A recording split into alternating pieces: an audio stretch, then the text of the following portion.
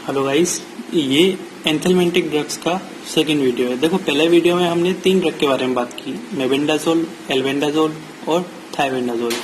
ये जो वीडियो है, इस वीडियो के अंदर हम बात करेंगे अनदर ड्रग प्राइजिक्विंटल के बारे में। ठीक है, देखो प्राइजिक्विंटल जो होता है, सबसे पहले अगर हम बात करें तो ये जो ड्रग होती है प्राइजिक्विंटल, ये हम निमेटोड्स के लिए यूज नहीं लेते। ओनली किसके लिए यूज लेते हैं? ट्रेमेटोड्स और जो सेस्ट्रोड, मतलब मैं बोलूँ कि जो प्लेटी एलिमेंट होते हैं उनके लिए हम यूज लेते हैं पहली बार।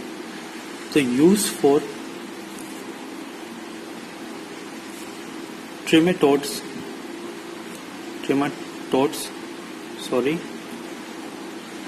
एंड सेस्ट्रोड। ठीक है गाइस, पहली बात। Not for nematode. क्लियर। दूसरी हम बात करते हैं कि प्राइजिक्विंटल जो होता है वो एक्ट कैसे करती है, काम कैसे करती है। ठीक है, तो मोड ऑफ एक्शन क्या, मैकेनिज्म ऑफ एक्शन की हम बात करते हैं। ठीक है, देखो कैसे काम करती है। ये जो प्राइजिक्विंटल होती है, ये क्या करती है कि जो वॉर्म है, ठीक है, ट्रेमेटोड्स हो या सेस्ट्रोड हो, कोई सा भी हो, ये क्या करती है, उसके अंदर से इंट्रासेलुलर जो कैल्शियम है, सेल के अंदर जो कैल्शियम है, उसको क्या करती है, लीकेज कराने का काम करती है। ठीक है, तो ये क्या करती है, leakage of intracellular calcium from the worm. अब जब कैल्शियम सेल के अंदर से बाहर निकलने लग जाएगा, ठीक है, तो कमी होने लग जाएगी सेल के अंदर से कैल्शियम की, और उसकी वजह से क्या होता है कि जो वॉर्म होता है, उस वॉर्म में क्या होता है, कॉन्ट्रैक्चर एंड पैरालाइसिस की कंडीशन पैदा हो जाती है। ठीक है, देखो कॉन्ट्रैक्चर मतलब क्या होता है कि इसमें मसल, टेंडन, इनका साइज क्या होता है, साइज तो छोटा हो जाता है, और साथ में क्या होता है, जो मसल या टेंडन होते हैं क्या होते हैं, हार्ड हो जाते हैं। ठीक है गाइस, अब दूसरी हम बात करते हैं कि जो प्राइजिक्विंटल ड्रग होती है, ये किसी वॉर्म के लिए कितनी ज्यादा सिलेक्टिव होती है, ये किस चीज पे डिपेंड करता है। ठीक है, मतलब अगर मैं बात करूं कि सिलेक्टिव एक्शन ऑफ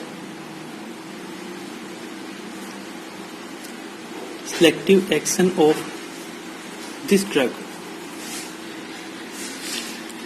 ठीक है, ऑन द वॉर्म। ठीक है, ये किस पे डिपेंड करता है, ये डिपेंड करता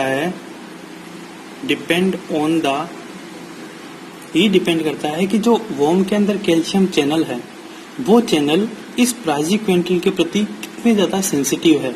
ठीक है, इस बात पे ये इसकी सिलेक्टिविटी डिपेंड करती है। तो depend on the presence of specific variant of calcium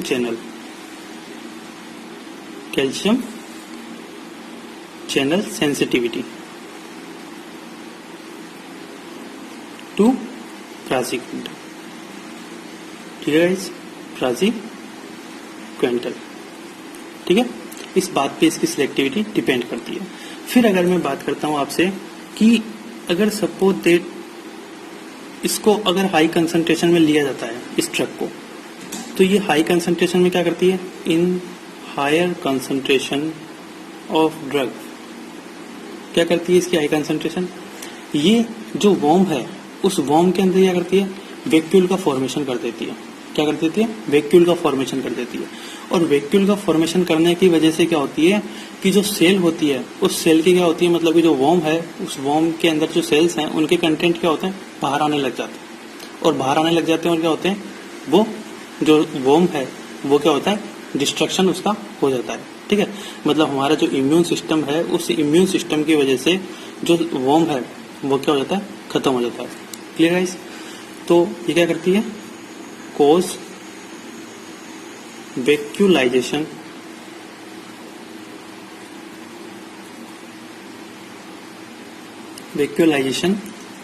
ठीक है, एंड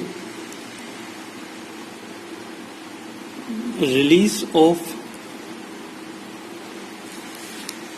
कंटेंट ऑफ वॉर्म। ठीक है, वॉर्म के जो कंटेंट्स है वो बाहर आ गए, और इसकी वजह से क्या हो गया, destruction of the worm by immune system. Immune system, किसका इम्यून सिस्टम? होस्ट के इम्यून सिस्टम के द्वारा ये खत्म हो जाता है। ठीक है गाइस, तो ये है हमारा इसका मोड ऑफ एक्शन की काम कैसे करती है। अब मैं इसकी फार्माकोकाइनेटिक के बारे में बात करता हूँ। ठीक है, तो मोड ऑफ एक्शन हो गया। अब हम बात करते हैं इसकी फार्माकोकाइनेटिक के बारे में। देखो, फार्माकोकाइनेटिक में सिंपल सा, फार्माकोकाइनेटिक का मतलब क्या होता है? इसका मतलब ये होता है कि हमारी बॉडी ड्रग के साथ क्या करती है, वो होता है फार्माकोकाइनेटिक। तो देखो सिंपल सी बात, ये इसका एब्जॉर्प्शन कहाँ से होता है? भाई आपने ओरली रूट से लेते हैं। ठीक है, पहली बात मैं यहाँ पर लिखता हूँ, कौन से रूट से ली जाती है इसको? ओरल रूट से। ठीक है, और दूसरी बात कि जो इसका एब्जॉर्प्शन होता है वो कहाँ होता है? एब्जॉर्प्शन होता है इसका इंटेस्टाइन में। ठीक है, और दूसरी बात कि अगर आप इसका एब्जॉर्प्शन ज्यादा चाहते हो कि इसका एब्जॉर्प्शन ज्यादा हो, ठीक है, तो इसको खाने के बाद ले। ठीक है, तो absorption increase when take it after food. ठीक है गाइस, दूसरी बात हम करते हैं, ये हो गया हमारे पास एब्जॉर्प्शन के बारे में बात। दूसरी बात हम करते हैं कि इसका मेटाबॉलिज्म कहाँ पे होता है। तो मेटाबॉलिज्म कहाँ होता है इसका? देखो नॉर्मल सारी जो ड्रग्स होती है लगभग सबका मेटाबॉलिज्म कहाँ होता है? लीवर में। ठीक है, और इसका एक्सक्रीशन कहाँ से होता है?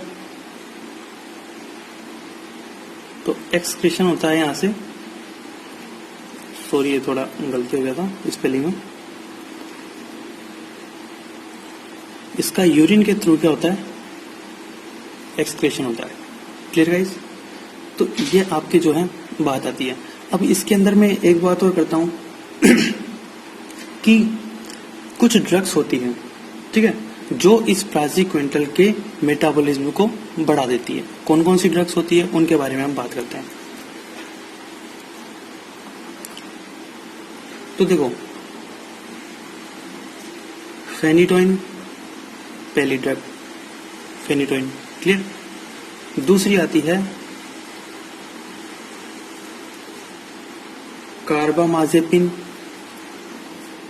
कार्बामाजेपिन, ठीक है, फेनिटोइन हो गया, कार्बामाजेपिन हो गया, और एक ड्रग और आती है डेक्सामेथासोन। Dexamethasone,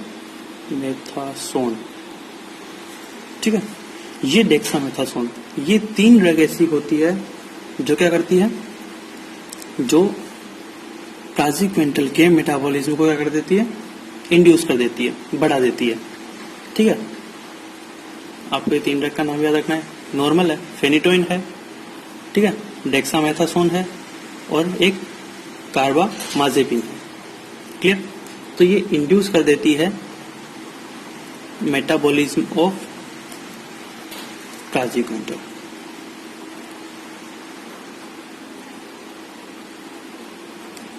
clear guys?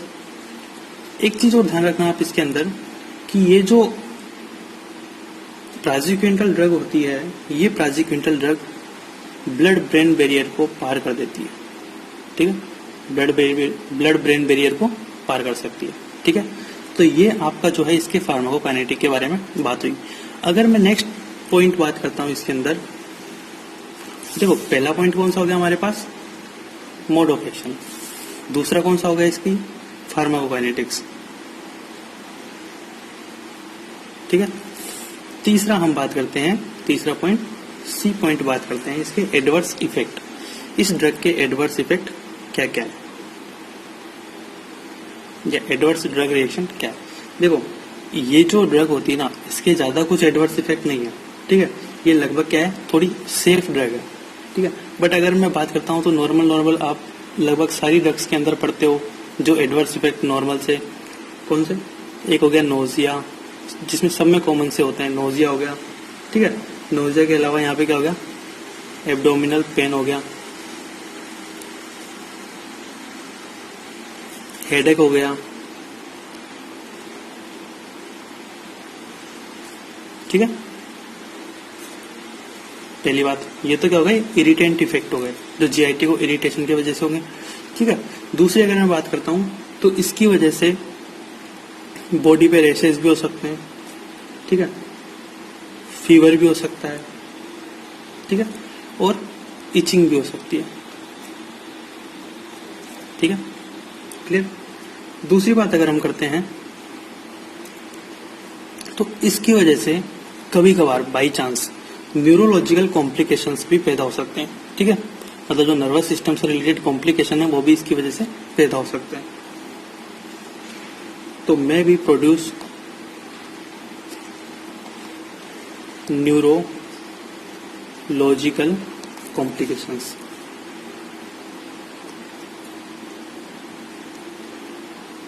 ठीक है गाइस। तो ये इसके एडवर्स इफेक्ट हो गए। अब हम बात करते हैं इसके यूजेस के बारे में, ठीक है।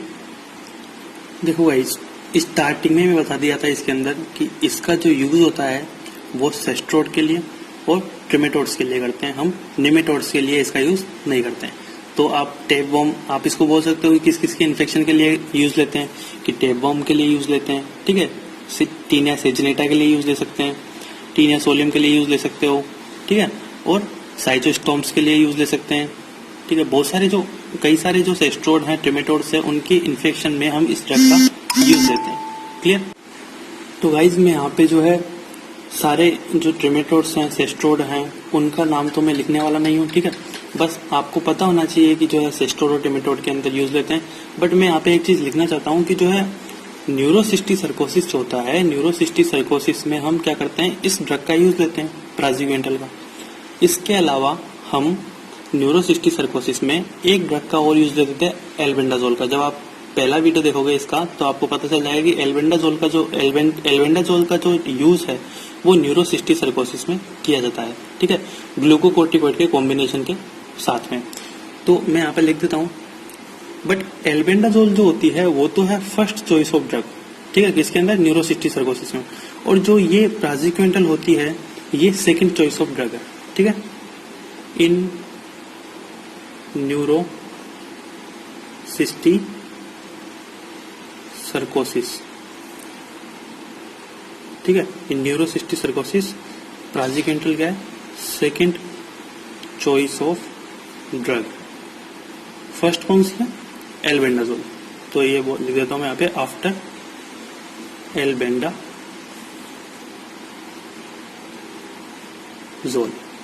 Clear guys. एक चीज ध्यान रखना कि जो ओक्यूलर सिस्टिक सर्कोसिस होता है उस ओक्यूलर सिस्टिक सर्कोसिस में हम इस ड्रग का यूज नहीं लेते, प्राजिक्वेंटल का, ठीक है, क्योंकि इससे क्या होती है, ब्लाइंडनेस होने की संभावना बढ़ जाती है। एल्बेंडाजोल के अंदर में मैंने ये बात बताई थी, ठीक है। तो मैं यहाँ पे लिखता हूं, कॉन्ट्रा इंडिकेशन के अंदर क्या आ जाएगा, ओक्यूलर सिस्टिक सर्कोसिस, क्लियर गाइस। ये आपके जो है प्राजिक्वेंटल ड्रग के बारे में बात है, ठीक है। अगर आपको ये वीडियोस हेल्पफुल लगते हैं तो आप इस चैनल को सब्सक्राइब करें, प्लीज वीडियो को लाइक करें और जितना हो सके अपने फ्रेंड्स के साथ शेयर करें। Thank you.